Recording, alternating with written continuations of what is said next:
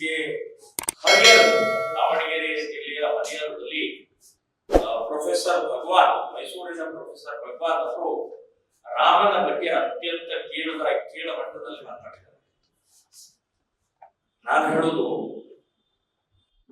ಸಂವಿಧಾನದಲ್ಲೇ ಬಹಳ ಸ್ಪಷ್ಟವಾಗಿ ಬರೆದಿದ್ದಾರೆ, ಯಾರದೇ ನಂಬಿಕೆ, ಯಾವುದೇ ದೇವರ ಸಂಬಂಧಪಟ್ಟ ಯಾವುದೇ ಗ್ರಂಥದ ಸಂಬಂಧಪಟ್ಟ ಹಾಗೆ ಸಾರ್ವಜನಿಕವಾಗಿ ಅವಹೇಳನ, ಅಪಮಾನ, ಅಪಪ್ರಚಾರ ಮಾಡೋದಿಲ್ಲ. ನಿಮಗೆ ನಂಬಿಕೆ ಇರ್ಲಿಕ್ಕಿಲ್ಲ, ನೀವು ಮನೆಯೊಳಗೆ ಚರ್ಚೆ ಮಾಡ್ಕೊಡ್ರಿ, ಮನೆಯೊಳಗೆ ಪೂಜೆ ಮಾಡ್ಬೇಡ್ರಿ, ಮನೆಯೊಳಗೆ ನೀವೇನು ಅದ್ರ ಬಗ್ಗೆ ಮಾತಾಡ್ರಿ. ಆದ್ರೆ ಸಾರ್ವಜನಿಕವಾಗಿ ಆ ರೀತಿ ಮಾಡೋಂಗಿಲ್ಲ ಅಂತನ್ನುವಂಥದ್ದು ಈ ತಲೆ ಹಿಡಕ, ತಲೆ ಕೆಟ್ಟೋ, ಇವನು ಮೂರಾಬಟ್ಟೆ ಆದಂತ ಭಗವಾನ್ ಅವನಿಗೆ ಏನಾದ್ರೂ ಈ ಸಂವಿಧಾನ ಬಗ್ಗೆ ಪರಿಜ್ಞಾನ ಇದೆಯಾ?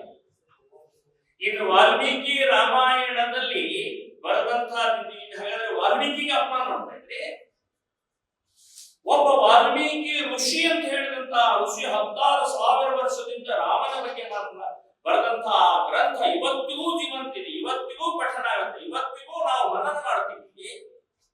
ಸೊ ಅಂಥ ರಾಮನ ಬಗ್ಗೆ ಇಷ್ಟು ಕೆಟ್ಟ ಕೀಳಮಟ್ಟ.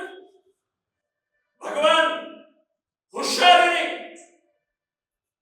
ನೀವೇನ್ ಬೇಕಾದ ಮಾತಾಡಬಹುದು ಅಂತನ್ನುವಂಥದ್ದು ನೀವು ಯೋಚನೆ ಮಾಡಿದರೆ ಸ್ವಾತಂತ್ರ್ಯ ಅಲ್ಲಿ ಸ್ವೇಚ್ಛಾಚಾರ, ನಾಲಿಗೆಕ್ಕಿಂತ ಬಿಸಾಕಬೇಕಾಗುತ್ತೆ. ನಮ್ಮ ರಾಮನ ಬಗ್ಗೆ ಮಾತಾಡ್ತಾರೆ. ಈ ದೇಶದಲ್ಲಿ ಕಣದಲ್ಲಿ ರಾಮಿದ್ದಾನೆ, ಮನದಲ್ಲಿ ರಾಮಿದ್ದಾನೆ.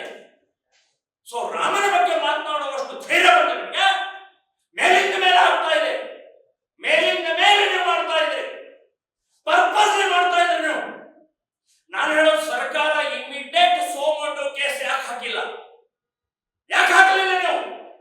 ಪೊಲೀಸ್ ಡಿಪಾರ್ಟ್ಮೆಂಟ್ ನೀವು ಕತ್ತೆ ಕಾಡ್ತಾ ಇಲ್ಲ. ಇದೇ ಅಲ್ಲರ ಬಗ್ಗೆ ಮಾತಾಡಿದ್ರೆ ಸುಮ್ಮನೆ ಇರ್ತಿದ್ರು ನೀವು. ಸೊ ರಾಮನ ಬಗ್ಗೆ ಅವಹೇಳನ ಮಾಡಿದ್ರೆ ನಾವು ಸಹಾಯ ಮಾಡಕ್ಕೆ ಸಾಧ್ಯ ಇಲ್ಲ. ಸರ್ಕಾರದವರು ಕ್ರಮ ತಗೊಳ್ಳದೆ ಇದ್ರೆ ನಾನು ಮುಂದಿನ ದಿನಗಳಲ್ಲಿ ಮನೆ ಹೋಗ್ಬೇಕಾಗತ್ತೆ ಅಂತ ಎಚ್ಚರಿಕೆ ಕೊಡ್ತಾ ಇದ್ದೇನೆ. ಇಮಿಡಿಯೇಟ್ ಸೋಮಟಿವ್ ಹಾಕಿ, ಇಮಿಡಿಯೇಟ್ ಅರೆಸ್ಟ್ ಮಾಡಿ, ಆ ವ್ಯಕ್ತಿಯ ನಾಲಿಗೆನೋ ಅಥವಾ ಏನೋ ಒಂದು ಯೋಚನೆ ಮಾಡಬೇಕಾಗಿದೆ. ಸೊ ಇಂಥ ವಿಚಿತ್ರವಾದಂತಹ ಮಾನಸಿಕತೆ ಇರುವಂತಹ ಭಗವಾನವನ್ನ ಆಸ್ಪತ್ರೆಗೆ, ಯಾವುದೋ ಹುಚ್ಚರ ಆಸ್ಪತ್ರೆಗೆ ಸೇರಿಸಬೇಕು ಅಂತ ಹೇಳ್ತಾ ಇದ್ದೀನಿ. ಮೊದಲು ಅವರು ಜೈಲಿಗೆ ಹೋಗ್ಬೇಕು ಅಂತ ಇದನ್ನು ಖಂಡಿಸ್ತಾ ಇದ್ದೀನಿ, ವಿರೋಧಿಸ್ತಾ ಇದ್ದೀನಿ. ಅಷ್ಟೇ ಅಲ್ಲ, ನಾಳೆ ಅವರ ವಿರುದ್ಧ ಹೈಕೋರ್ಟ್ ನಲ್ಲಿ ಒಂದು ರಿಟ್ ಅರ್ಜಿ ಹಾಕ್ತಾ ಇದ್ದೀನಿ, ಅವ್ರ ವಿರುದ್ಧ ಕೇಸ್ ಹಾಕ್ತಾ